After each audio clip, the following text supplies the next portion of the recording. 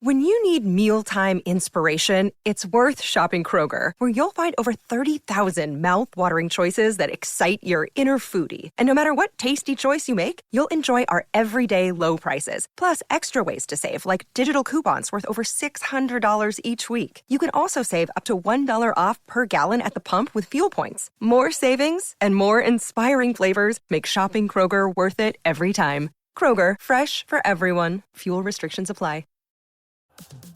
This episode is brought to you by Microsoft Azure. Turn your ideas into reality with an Azure free account. Get everything you need to develop apps across cloud and hybrid environments, scale workloads, create cloud-connected mobile experiences, and so much more. Discover what you can create with popular services free for 12 months. Learn more at azure.com. That's AZURE.com. And sign up for a free account to start building in the cloud today. This podcast is sponsored by Talkspace. You know when you're really stressed or not feeling so great about your life or about yourself? Talking to someone who understands can really help. But who is that person? How do you find them? Where do you even start? Talkspace. Talkspace makes it easy to get the support you need. With Talkspace, you can go online, answer a few questions about your preferences, and be matched with a therapist. And because you'll meet your therapist online, you don't have to take time off work or arrange childcare. You'll meet on your schedule, wherever you feel most at ease. If you're depressed, stressed, struggling with a relationship, or if you want some counseling for you and your partner, or just need a little extra one-on-one support, Talkspace is here for you. Plus, Talkspace works with most major insurers, and most insured members have a $0 copay. No insurance? No problem. Now get $80 off of your first month with promo code SPACE80 when you go to Talkspace.com. Match with a licensed therapist today at Talkspace.com. Save $80 with code SPACE80 at Talkspace.com. Thanks for choosing this free Anfield Index podcast. If you'd prefer to listen to this or any of our other shows without adverts, then now's the time to check out Anfield Index Pro. With AI Pro, you can supercharge your entire listening experience. You'll not only get all of our podcasts without the ads, but you'll have them far faster with our Quick Publish feature available exclusively for subscribers.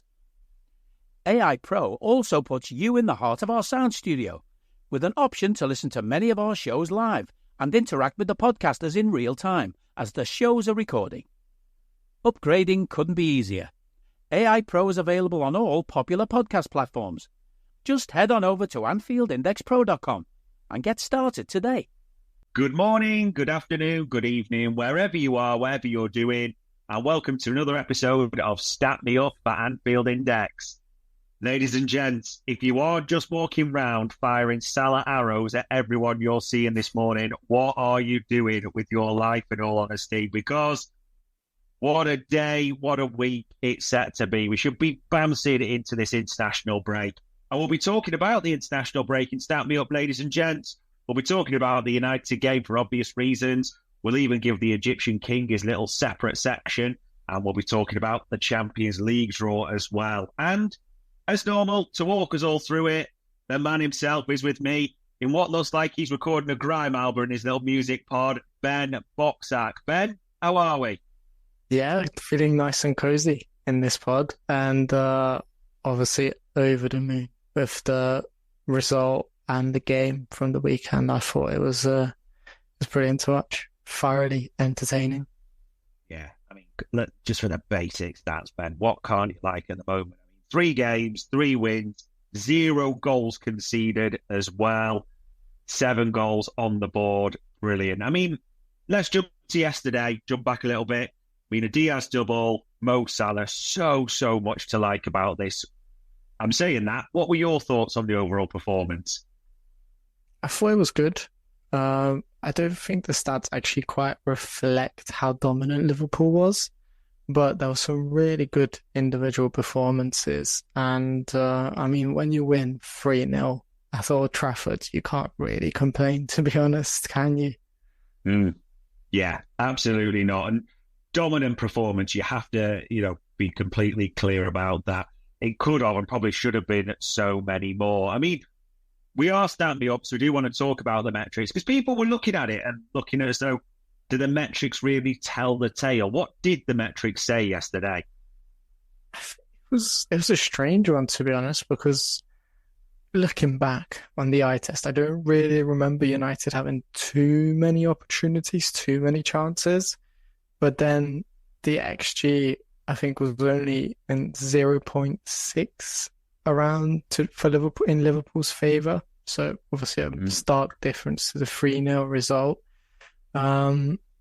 United actually had more possession and completed more passes, which it didn't feel like that's what happened. I do remember obviously Alisson making a couple of saves, so there were a couple of Xerxes chances which probably increased their XG, and she probably should have scored. But overall, I think the big difference was Liverpool created six big chances as opposed to Manchester United, who created just 3. And that was the difference. Liverpool took 3 out of those big chances, and United took 0 out of the 3 that they created, and that made the difference, I think, for Liverpool. Yeah, no two ways about it. And even like you said, the eye test didn't feel that way. It did feel like, to be fair, after it was 3-0, there was a bit of stat padding, if you want to call it that, by United, all their stuff. But at that time, Liverpool have taken their foot off the gas quite largely. They're in cruise control, aren't they? They're in that period of managing the game, and substitutions happen. So that's probably why on the balance of play, it's not really one of those games that goes up to 90 minutes. It's dead with 25 to go, isn't it? And that's why the stats reflect that. We've got to be honest. And Ben, let's get into a few players as well. This is a stat show. It is factual. It should be really about that. But Luis Diaz, he's from Baranchas and he plays for Liverpool. What a performance. A double from him yesterday is the headline stat. Any other ones worth calling out at all? I mean, we spoke about it on the last podcast, the fact that we need Diaz to be consistent and perform like he did against Brentford, and have that faith that he's going to take his chances. He took his chances. I don't think he quite performed like he did against Brentford. I called it, I think, a perfect performance. 100% pass completion rate, most dribbles completed, and things like that. In this game, he actually lost 10 out of his 13 duels and only had a 68% pass completion rate. But when you score a double at Old Trafford, you can't really complain. I mean, he took his chances, and I think that's what he's lacked in a Liverpool shirt a lot of times, that consistency. Now under Arne Slot, I think it's 4 games if we include the Sevilla game as well, and 5 goals and 1 assist. So if he can continue that run, hopefully no injuries in the international break, then wow, Liverpool have quite some player there. I mean, who needs Anthony Gordon if Luis Diaz can do what he's doing? I don't think there is a need for Anthony Gordon then at Liverpool. Yeah, it was so strange, Luis Diaz, yesterday. Like you said, the headline stat, 2 goals, and especially the one was controlled, but the second, that sort of swivel hit, it was a controlled finish, which is what we've always talked about, that clinicalness. Does he have that control? And yeah, at the same time, Arne Slot even calls him out post-press conference to say, when he's the what couldn't have gone wet, he was giving the ball away an awful lot. He wasn't winning the duels. There was a lot of people sighing around Luis Diaz, but by the end, 4 goal contributions in 3 games. Pretty special there. And one player that was pretty special again, Ryan Gravenberch, continues this impressive start. What do the metrics say? Again, very good metrics for all 3 games this season. This one, he made the most interceptions of 4. A couple of those were in the lead up to Liverpool's goals as well. So made the difference in those moments. He was the most fouled player, won 100% of his tackles, 2 out of 2. He won 7 out of 10 duels and made 6 recoveries, which was less than only McAllister and Szoboszlai. So yeah, really good performance defensively, but also made the difference, I think, going forward. Drawing a couple of fouls from United players, making those interceptions and instigating those Liverpool attacks, which is what Arne Slot wants his team to do. If you watch Feyenoord last season, they scored a lot of their goals by making challenges in the opposition's final third or in that midway point on the pitch and quickly attacking and overloading the opposition's defence. And we saw that at its very best against United. United couldn't handle it, and I think Gravenberch was key in the build-up to those moments. Yeah, some stats there, especially say the most for Liverpool in some aspects. And it was interesting yesterday because we know that Ryan Gravenberch on the start of the season is the number 6, which has been a hotly contested topic, as we know. Did you notice, though, quite often yesterday, he was almost playing the 8, wasn't he? He was going forward, being aggressive. Quite often, McAllister was the deepest midfielder. So we can't really call Gravenberch as 6 when you look at the heat maps and stuff yesterday, can we? Yeah, I think that's the biggest difference really in the way Arne Slot sets up. Like, there's no rigid number 6 in his system. We've seen him play that double pivot, and he used to do that at Feyenoord as well, where you have 2 players who are kind of similar, interchanging, and we saw that a lot. I think McAllister dropping back when Gravenberch was going forward, and sometimes even Szoboszlai being more defensive and Gravenberch being the more advanced one. So I think that's just the way Arne Slot sets up. That's the way he wants his team to play, and already I think we're seeing perhaps the biggest difference in terms of Jurgen Klopp's midfield and Arne Slot's midfield, and even in their sort of setup, I think that's the biggest difference in terms of having a double pivot where you don't necessarily rely on a defensive monster like Fabinho to be the number 6. They can both sort of cover each other in that pivot, and I think the most important thing is to be good going forward and have that distribution, being able to bring the ball out from the back and stuff like that. So yeah, absolutely. I think I really like this system. I think it prevents sort of quick effect opposition transitions and things like that, and it's working really well. So at this point, yes, I know a lot of people wanted a number 6. I wanted a number 6 to come in. Everyone wanted that to happen.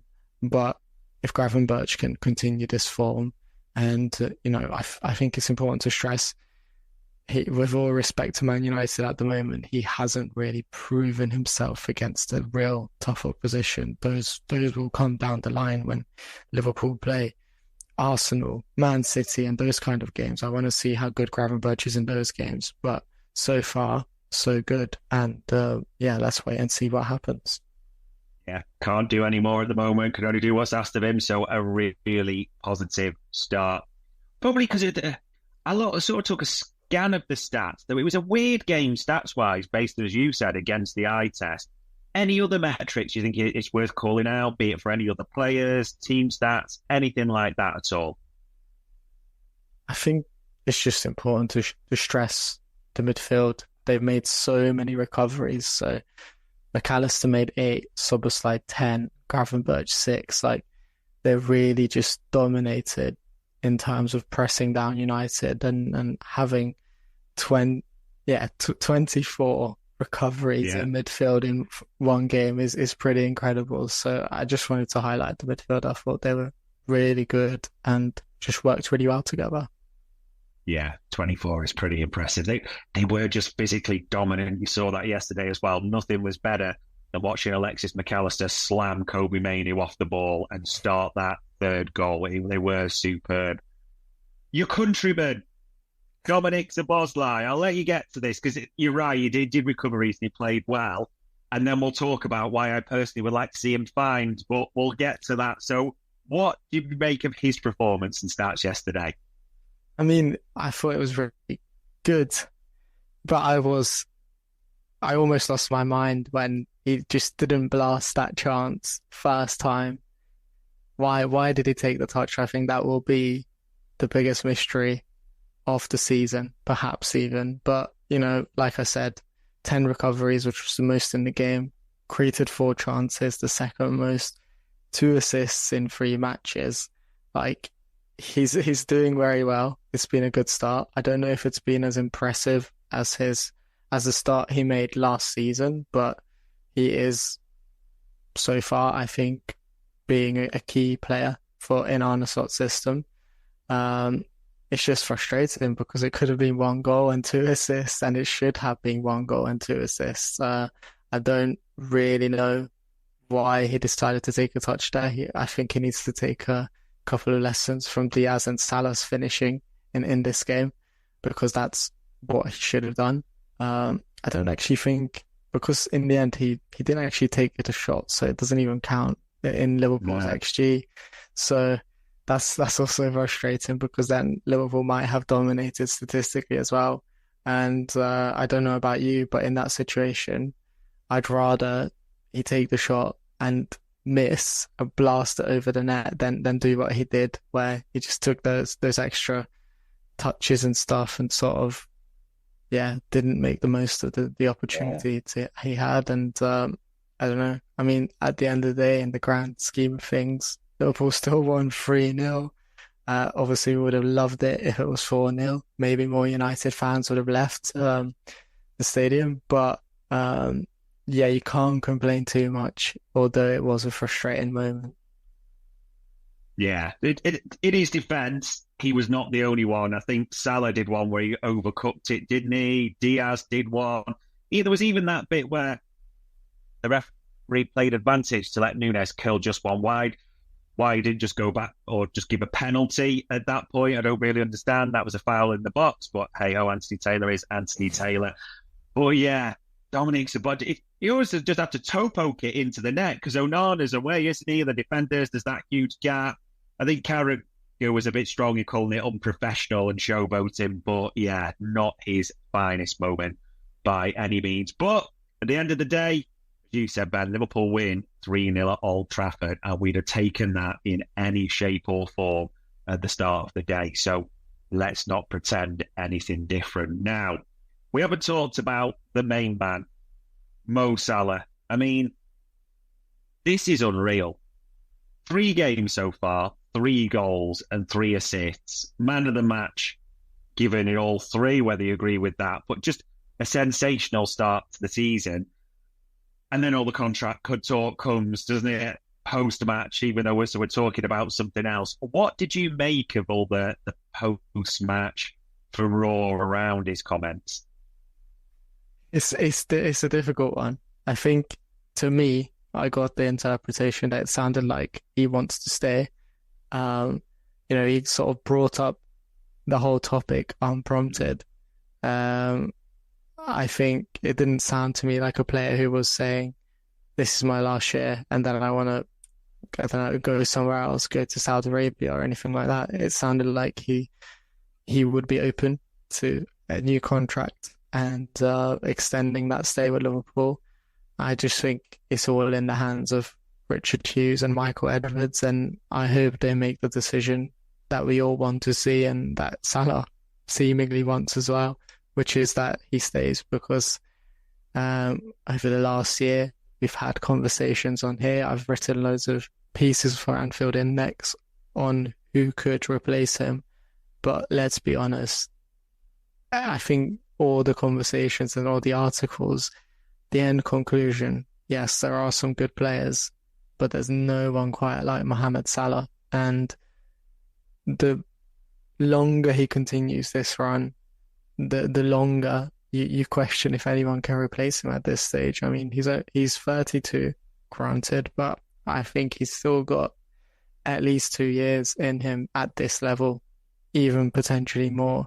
So why would you let a player go in his prime right now? And I don't think it's time for him to go to Saudi Arabia yet either. I think if he were to leave on a free, the likes of Real Madrid, I mean Barcelona, because of their financial situation, probably not, but all the big clubs in Europe will be wanting him, and potentially even Premier League clubs. And I trust Salah's loyalty, but if he wasn't a free, and if Arsenal offered him a good contract, so I don't know, I think he'd consider it. So because of that danger, I don't want to let him go on a free, and I want him to extend. When you need mealtime inspiration, it's worth shopping Kroger, where you'll find over 30,000 mouth-watering choices that excite your inner foodie. And no matter what tasty choice you make, you'll enjoy our everyday low prices, plus extra ways to save, like digital coupons worth over $600 each week. You can also save up to $1 off per gallon at the pump with fuel points. More savings and more inspiring flavors make shopping Kroger worth it every time. Kroger, fresh for everyone. Fuel restrictions apply. I don't need a VPN. I've got nothing to hide. Ha. This is what I used to tell myself before I hooked up with LibertyShield.com. Not only is my home internet now fully encrypted, but I can now access all the websites I want, whenever I want, and do so from absolutely anywhere. As a Liverpool fan, I love to know I can now watch every match, regardless of whether it's on UK TV or not. My Liberty Shield VPN makes sure nothing is blocked and guarantees me super fast streaming speed throughout that match. You can get connected right now with their software package, which includes a 48-hour no-obligation free trial and instant access to their apps for Apple, Android, Fire TV, PC, Mac and Android TV. Or go a step further like I have and get one of their pre-configured VPN routers. These small but powerful devices allow you to easily connect every device in your home to VPN, making it the perfect solution for smart TVs, Mac boxes, and games consoles. Visit LibertyShield.com today and use coupon code AIVPN25 to get 25% off at checkout. Yeah, I actually took it exactly the same. He brought up the topic, he raised it, which then obviously led Dave Jones at Sky to ask the question where he clarified the club have not spoken to me yet. And then all of a sudden that Mel Reddy tweet comes out, doesn't it, where she says, my understanding is that Salah wants to stay, etc., etc. And funnily enough, we see Mel Reddy and Mo Salah embracing as he leaves that interview as well. So yeah, suspicions abound. But yeah, Richard Hughes, Michael Edwards, just do what you need to do, basically. And the final one, United defenders must be having nightmares about Mo Salah. Just literally any time they face him. How good is Mo Salah's record against United? It's funny because like the first couple of seasons, he didn't really get a goal contribution against them. Like it wasn't anything special, but over the last few seasons, obviously he had the hat trick at Old Trafford and everything. Like he's pretty good. Like so I think everyone has probably seen the stat that since January 2021, he's actually scored the 5th most goals at Old Trafford. That includes United players as well. Only McTominay, Ronaldo, Fernandes, and Rashford have more. In his last 7 games, he's got 10 goals and 3 assists at Old Trafford. So, yeah, not bad. And I think he's got the most goal contributions in Premier League history against Man United as well, and the most goals in all competitions against United in the Premier League era as well.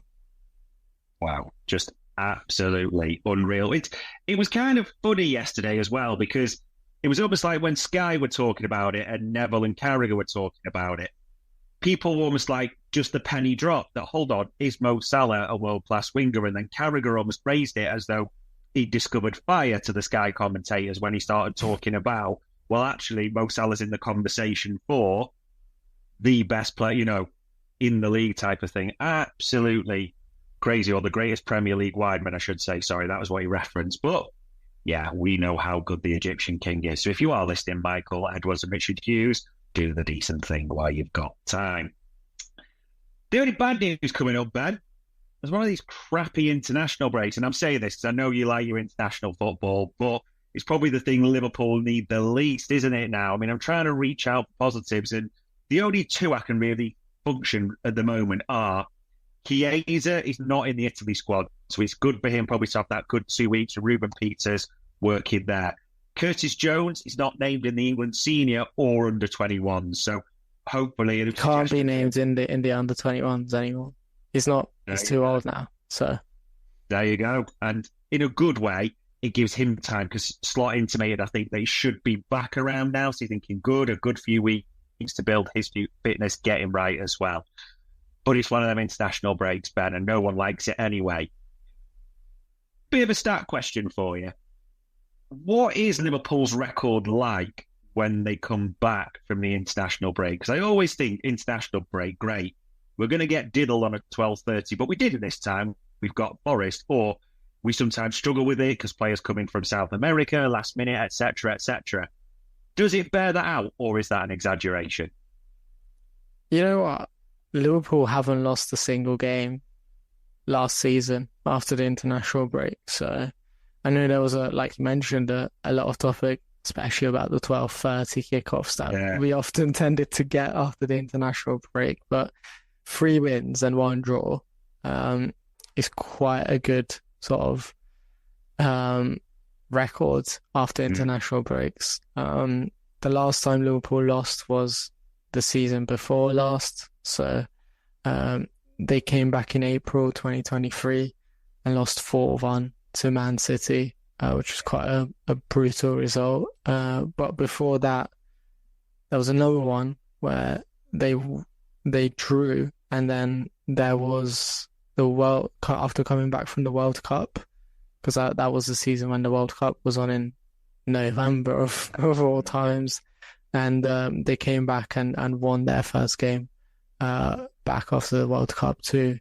So in the league, that is, there was a City game before that I would like to add, so it wasn't directly the first game back from that tournament. But yeah, overall, like, the record in the Premier League after international breaks is quite good recently. And I think, I do think, this one is probably the most frustrating one every season, because that's when, like, you just got going, especially if you had a good start. But even if you've had a bad start, you just want to get that next game. You want to get a rhythm going. And you mentioned that I'm a fan of the international breaks. This is the one that I'm not a fan of. I just think it's such a frustrating one, particularly after the Euros. Like, I'm a bit hungover from international football after that, to be honest. And I'd rather this wasn't happening.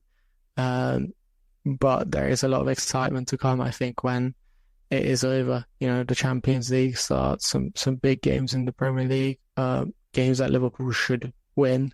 And some enticing games that we'll discuss as well. Yeah, no two ways about it. A lot of stuff starts up. But I did reach another positive, actually. Darwin Núñez, I think, got a 5-game international-only ban as well. So we'll take that as a positive.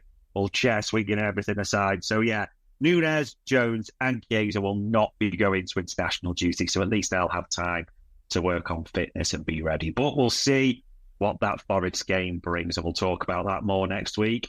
Ben, you did mention the Champions League, though. I still find it utterly bizarre, the fact that there's this giant league table, there's 4 pots, we're drawn against 2 from each, and by nature, I mean, we got Leverkusen and Real Madrid, which some would argue are the toughest of each pot, realistically, at the same time as well. And then Cristiano Ronaldo presses a button and we get our other 6 opponents as well. And then we had to wait till the Saturday to get the dates and everything for that. I mean, what are your overall thoughts on that whole process, the whole drawn-out scenario? I mean, it's just something we're going to have to get used to. I'm not a huge fan of it. I think it's a bit bizarre that now the Champions League will go into January, which is crazy. But again, we'll have to get used to it. For me, I'm not necessarily too disappointed with the draw. I think, Liverpool's 2 toughest games come at home. I think all the other games, apart from Real Madrid and Leverkusen, they're winnable games. Liverpool should be winning them. I don't think any of them are particularly strong. Obviously, AC Milan is probably going to be the toughest game, being away from home. But we'll touch on it in a second. Liverpool actually do have a good record against Milan, and Arne Slot has a player in Federico Chiesa, and I'm writing an article about this for Anfield Index at the moment, who has a very good record against Milan at the San Siro. I don't want to spoil anything, so you'll have to read that piece. But he's also got a very good record against Bologna too. So I'm sort of writing a piece discussing and writing about his best moments against both and his stats and his numbers against them. So that could be a bit of a bonus. But overall, I think the draw itself, bizarre, stupid, unnecessary. However, we just have to get used to it. And the games that Liverpool have gotten, there's some interesting ones, tough ones. But at the same time, I think Liverpool should have it in them to get that top 8 spot and avoid another extra 2. I think it's 2 games for the playoffs. Yeah, avoid that, and then at least you get a bit of respite. Yeah, it is so important to get in that top 8 and not have those extra 2 games on the docket. So important for us. It really is. And yeah, like you said, but in terms of the way the schedule works, it didn't look too bad to me. I mean, there's a few tough ones, but you look at it and think Leverkusen, Real, a smack bang in the middle, so you've had a decent start. We'll see what those bring. And then, as you said, the end seemed pretty good. It's probably the 3 weakest teams on paper. You are playing those in your last 3, so I know you never know what can happen, but everyone's looking on paper expecting maximum at least from the last 3, aren't they? Well, we won't ask you too much about Chiesa then, but we'll talk about the bookends, Ben, because we open with an away game. We go to the San Siro, we play AC Milan, and we finish with an away game, PSV. Big teams in Europe, especially AC Milan. They are European royalty. No one should be escaping that at all whatsoever. What's the record like against AC Milan away and PSV away? Do you know what shocks me? Liverpool haven't really played against AC Milan at the San Siro. It's only been 1 occasion before. I think that was a bit of a surprise to me. There's only been 4 games in the Champions League between the 2 sides. Obviously, 2 of them were the final. Yeah. And then it was that season when Nat Phillips did the Cruyff turn at the San Siro, and Tyler Morton played in that game as well. Had a very good game, I think, in that match too. So Liverpool's record is 100% so far at the San Siro. Very, very small sample to go off of, just 1 game. But so far, it's so good. And in general, against Milan, apart from Athens, Liverpool have won all their games against them. If we're counting Istanbul as a win, I mean, we have to. Technically, it was a draw after 90 minutes and extra time, but I'm going to count it as a win. And that means that's 3 wins out of 4. PSV as well. Little bit more games than AC Milan, although again, like, it's been a while since Liverpool last played them.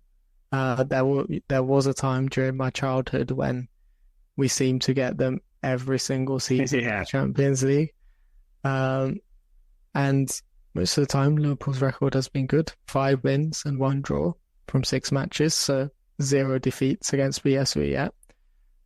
Away from home, it's been 2 wins and 1 draw, so that 1 draw did come at PSV, but yeah, it's not quite 100% record, but close to it. No defeats against either sides away from home in the Champions League, so that's pretty good, I would say. Yeah, no 2 ways about it. And you think they're interesting teams because AC Milan have got Tammy Abraham, Tomori, so quite a few Premier League or former Premier League players. PSV, everyone talks about the Eredivisie. We'll see what Bakayoko's made of, won't we? He'll probably play against us in that one. But yeah, you're right. Whenever I think PSV, we always used to play them every season. It used to be Kaut and Crouch would probably start normally, wouldn't it, and get goals. But we will see what that brings. Milan's got like Loftus-Cheek as well, so they basically got all the Chelsea academy rejects, although I think they could probably do a good job in Chelsea's first team right now. So, yeah, that'll be interesting. Yeah, crazy, isn't he? You think AC Milan have got 3 former Chelsea youth products in their starting lineup, most likely. We'll have to see how that goes. I suppose, final thing, Arne Slot's start, 3 games, 3 wins, 0 goals conceded, maximum points. Pretty much in terms of start me up, that's about as perfect as you can get, really, isn't it? Yep, absolutely 0 complaints there, especially after winning 3-0 at Old Trafford. Yeah, it's been a brilliant start, really encouraging football. I think ironically, maybe that United game was the one where Liverpool were a little bit complacent and weren't as perfect in terms of following Arne Slot's style of play in the second half. But aside from that little bit of complacency, it's been perfect for Liverpool. And yeah, I do think the real test is about to begin after the international break. That's when Arne Slot mentioned that in his press conference as well. Liverpool are not going to have 6 days off. It's going to be every couple of days, every few days, there's a game. And that's going to be the real test. The squad is going to be challenged as well, because it's not just going to be the starting 11 that plays every game. We are going to see more of the fringe players come in, and that will be sort of the moment when we really know how far this Liverpool team can go this season. Yeah, no doubts about it at all. They're still even in September. The Carabao Cup has even moved to TBC because obviously AC Milan's in there as well. So, yeah, as it stands, I think someone tweeted 7 games in 22 days. That squad is going to be needed. It's going to be tested. But at this moment in time, we can only judge on what we see, and it is a brilliant time to be a Red. Just unless you've been living under a rock, we all know about the result at Old Trafford. Maximum points, ladies and gents. So enjoy your week whenever you are. And all it leaves me to say is, Ben, for the time, the stats and the insight, much appreciated, pal. Thank you very much. Really enjoyed it. Gents, that was the Stat Me Up for Anfield Index. We hope you enjoyed listening to this Anfield Index show. Please be sure to subscribe to our channel so future podcasts find their way to your device automatically. There's nothing quite like fan engagement, and we'd love to know what you think of anything discussed on this show. The best way to get in touch is over on our free Discord community, where both podcasters and listeners debate the hottest LFC topics 24/7. Sign up free now at anfieldindex.com/Discord. You won't regret it. You can also follow us on Twitter at Anfield Index and find us on Facebook by searching for Anfield Index. Oh, and before you go, we'd love it if you could leave us a 5-star review on your favourite podcast app. It only takes a couple of seconds, and it means the world to the people who create these free shows. This